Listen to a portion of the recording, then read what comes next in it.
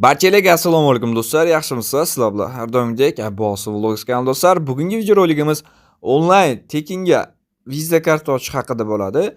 Bu haqida o'tgan yil ham video chiqargandim, lekin o'sha videoda TBC bankdan edi. Hozir TBC bankda viza karta olish juda ham qiyin.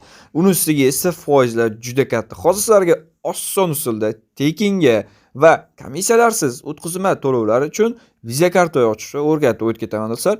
Buning uchun sizlardan maksimalni like va kanalimiz yangi bo'lsangiz albatta obunani bosishni unutmanglar. Chunki sizlar qidirayotgan barcha turdagi foydali va content maker videolar bizning kanalda topishingiz mumkin. Demak, tayyor bo'lsangiz do'stlar, biz videomizni boshladik.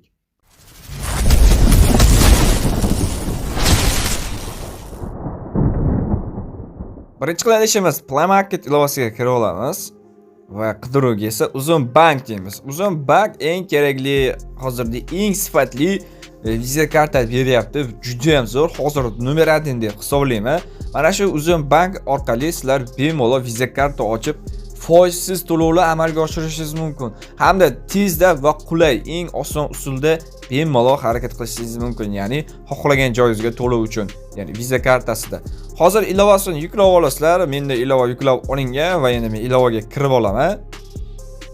Ro'yxatga o'tish ham eng oson, juda ham oson, eng keraklisi.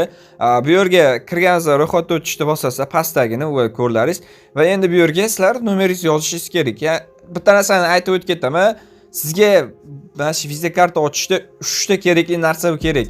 Ya'ni siz 18 yoshdan katta bo'lishingiz kerak. Любой ilovadan 18 yoshdan kichkina bo'lsangiz onlayn viza karta ocha olmaysiz.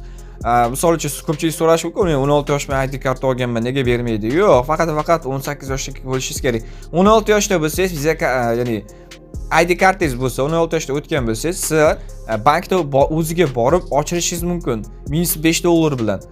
Shunday holatda ochasiz, lekin sizlar onlayn viza karta ocha olmaysizlar. Xo'p, birinchisi 18 yoshda katta bo'lishingiz kerak, ikkinchisi pasportingiz yoki ID kartangiz oldingizda bo'lishi kerak yoki shart ham emas, bir xillar masalan yodlab yuradi, ya'ni ID joyi, ya'ni ID, ya'ni AD pasport seriya raqami, o'sha joyini yodlab olsangiz bo'ldi va u joy kerak bo'lmaydi pasportingiz keyin. Uchinchisi esa sizda albatta Uzkart yoki Huma kartangiz bo'lishi kerak, ya'ni kiligingizga ulangan. Kiligingizga ulangan Uzkart yoki Huma karta bo'lmasa, sizlar viza kartaga to'lov o'tkaza olmaysizlar. Shuning uchun biz kilik ya'ni Huma yoki Uzkartni ulab qo'yinglar iloji boricha va viza karta ishlatish juda ham oson bo'ladi. Buni ham tushuntirib o'tib ketaman, nima uchunligini. Xo'p, ilova kirganingizda shunaqa oyna ochiladi va bu yerga nomeringizni yozasizlar. Misol uchun men ro'yxatga o'tish uchun nomerni yozamiz. Va ozgina kutamiz. Va nomerimizga mana kod keldi, avtomatik tasdiqlaydi. Mana bu yerda so'raydi, parolingizni kiriting, siz ilova ro'yxatga o'tgansiz. Xo'p, men ilovadan ro'yxatdan o'tganman, to'liq emas. Ya'ni verifikatsiyasidan emas. Sizlarda ro'yxatga o'tmagan bo'lasizlar. To'liq ro'yxatga o'tish uchun sizlarda ikkita parol so'raydi. Ya'ni 8 talik parol qo'ying deydi. 8 talik parol qo'yasiz, ikkinchi qatorga 8 talik parol qo'yib tasdiqlaysiz. Keyin mana shunaqa parol so'raydi. Men hozir bu yerga parol qo'yganman, parolni kiritib, bu yerda davom etishni bosaman. Hop, mana parolni kiritib oldim va bu yerdan davom etishni bosamiz va bu yerda parolda Samsung past saqlasin. Endi ko'pchilikda Samsunglarda mana shunaqa funksiyalar bor, saqlash yoki iPhone'lardan bor. Saqlashdan bosib qo'yinglar, sizlarga kerak bo'ladi. Xo'p, mana endi bu yerga so'rayapti, ilova kirish uchun pin kod o'rnating. Endi har ilova kirganingizda sizlar pin kod qo'yishingiz kerak. Misol uchun kimdir kirmoqchi bo'lishi mumkin, misol uchun telefoningiz birovga tushib qolishi mumkin. Sizlar sразу uzun bank kirish bilan kartangiz o'tib ketmoqligi uchun, ya'ni birovga to'liq qolmasligi uchun shunaqa hech xavfsizlikda bu. Bu yerda xavfsizlikni o'rnatib qo'yamiz. Ekran qora bo'lib qolishi mumkin bu yerda sizda, shuning uchun ko'rmaydi shu joyi. Bu yerda barmoq qisib qo'yaylikmi? Endi bu yerga menga shart emas, foydalanmaslikni bosamiz. Xo'p, endi bu yerdan so'raydi, masofaviy identifikatsiya so'raydi. Xo'p, bu yerda screenshot qilib olar ekan.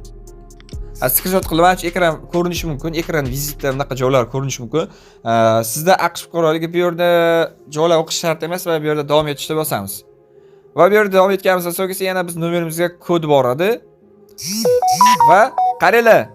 Xo'p, bu yerda agar ekran qora bo'lib qolgan bo'lsa, men screenshotni chiqarib beraman. Xo'p, screenshot qilinyapti, demak ko'rinyapti. Xo'p, bu yerda men O'zbekiston rezidentiman deb bosasizlar. Mana bu joyini bosasizlar. Xo'p, mana endi bu yer ko'rinayotgan bo'lsa yoki ekranga chiqarib o'taman, yana aytib o'taman, chunki bu xavfsizlik joylari. Mana pasportingizni, mana birinchi qator pasport seriya raqami degan joyi bor. Pasport seriya raqamingizni kiritasiz. Yoki orqadagi JSHR u shart emas, iloji boricha o'sha AD yoki AB mashina joylari esingizda bo'lsa, o'sha kiritasiz va tug'ilgan oy, kunni kiritasizlar. Xo'p, bu yerda to'ldirib olganingizdan so'ng esa sizlar обязательно selfie so'raydi. Ya'ni 18 yoshdan katta bo'lsangiz, pasport egasini shu selfiesini so'raydi. Selfie o'tganingizdan so'ng avtomatik sizga ilova ochiladi va karta qo'shib bemalol Uzum bank, ya'ni viza kartasiga zakaz qilsangiz bo'ladi. Uni hozir tushuntirib o'tib ketaman. Xo'p, bu yerda men ko'rsatib o'tib ketmayman. Bu xavfsizlik nuqtai nazar. Shuning uchun bu joyni umuman ko'rsatib o'tmayman. Bu yerda o'zim hozir bu yerda o'zimda bu oldin viza bundan ro'yxatdan o'tgan Uzum bankda hozir onam nomiga o'tib, sizlarga qanday ro'yxatdan o'tishni ko'rsatib o'tib ketaman. Ro'yxatdan emas, to'g'ri viza kartaga zakaz berishdi. Juda ham oson. Shuning uchun videoni pauza qilaman, keyin o'tib olaman. Bu yerni o'zlari tushunarsiz, pasport seriya, tug'ilgan kuningiz, keyin selfini o'tib bersanglar bo'ldi.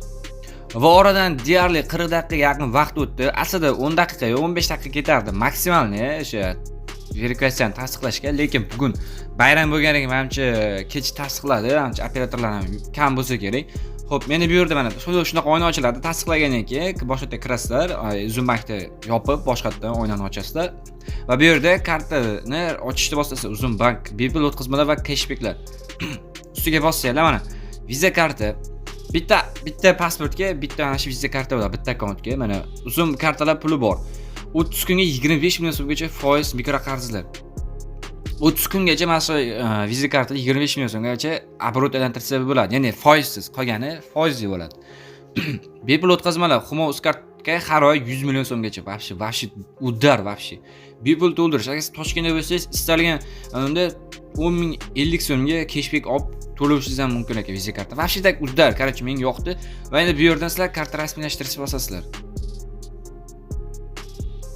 Xo'p, qaranglar, mana shaxsni tasdiqlash uchun quyidagilar kerak. Pasport ma'lumotlari, JSHR, smartfon kamera yordam skanerlash. Xuddi shunaqa boshqatdan, ya'ni tasdiqlaysizlar.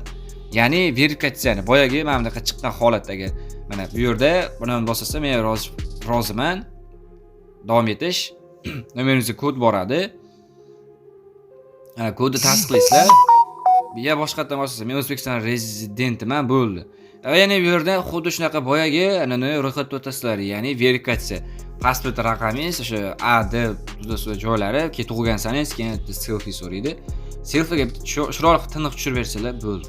Karta avtomatik ochilib ketiladi. Yana men boshqatdan endi ro'yxatdan o'taman. Va mana do'stlar, oradan 15 daqiqa o'tib, viza karta ham ochildi. Ochgandan keyin mana bu yerda karta aktivirovna deydi. Mana bu kartamizning oxirgi raqami. Mana endi Uzum bankka kirib olamiz. Mana bu yerda ko'rishingiz mumkin. Ustiga bitta bossak, Uzum bank viza kartamiz tayyor bo'ldi, mana ko'rishingiz mumkin.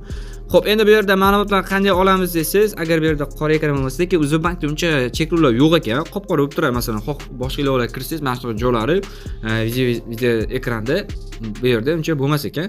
Mana bu yerda karta haqida ma'lumotlaringizni, rekvizitlarni mana men ko'rsatib o'tib ketay. Ustiga bossangiz, nol bo'lib turibdi viza kartangizda. Mana bu yerda karta ma'lumotlari, mana ko'zcha turibdi. Ko'zchani bossanglar karta ma'lumotlari chiqib keladi. Hozir mana men aynan ko'zchani bossaman, ko'rsatib o'tib ketaman. Lekin sizlarga ko'rinmaydi, yashirib qo'yaman. Mana karta ma'lumotlarimiz chiqib keldi. Mana shu yerda karta ma'lumotlari chiqib keladi. Xo'p. Endi bu yerda bu karta viza kartangizga hech qachon masalan pul tashlamoqchi bo'lsangiz, обязательно mana bu yerda hozir ko'rsatib o'tib ketaman, adashmasam, karta qo'shish kerak. Mana. Xo'p, bu yerda biz plastik kartani olish bor ekan, bu yerda Uzum bank ekan. Yo'q, bizga hozir bu yerda men hozir ozgina kutib turinglar, hozir karta qo'yish joyini topib olay. Ha, aytgandek, bosh videoni boshdan aytib o'tganman, kartangizga, ya'ni nomeringizga klik ulangan bo'lishi kerak. Bir xillarda agar nomeringizga avtomatik klik ulangan bo'lganda, bu yerda kartangiz chiqib turardi. Yokida mana bu yerda qo'shishsiz bo'ladi. Karta haqida hisoblar va omonatlarni bosasizlar mana bu yerda. Va bu yerda karta mahsulot bor. Mana shu yerda bosib olasizlar va bu yerda karta bog'lash bor. Karta bog'lash bosib, karta raqamingiz, Uzkartga Humo kartangizni kiritib, ikkinchi qatoriga esa OOYga tugash so'rog'ini yozasiz va keyingisini bosasiz, nomeringizga kod boradi.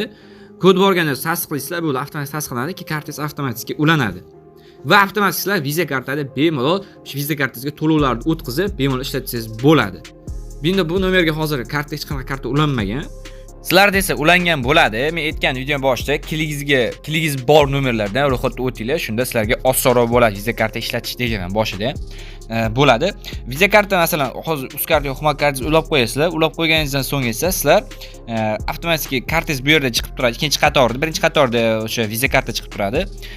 Mana Visa kartangizga keyin masalan Uzcard yoki Humo kartangizda hisobingizda pul bo'lsa, Visa kartangizni mana to'ldirish bosasizlar.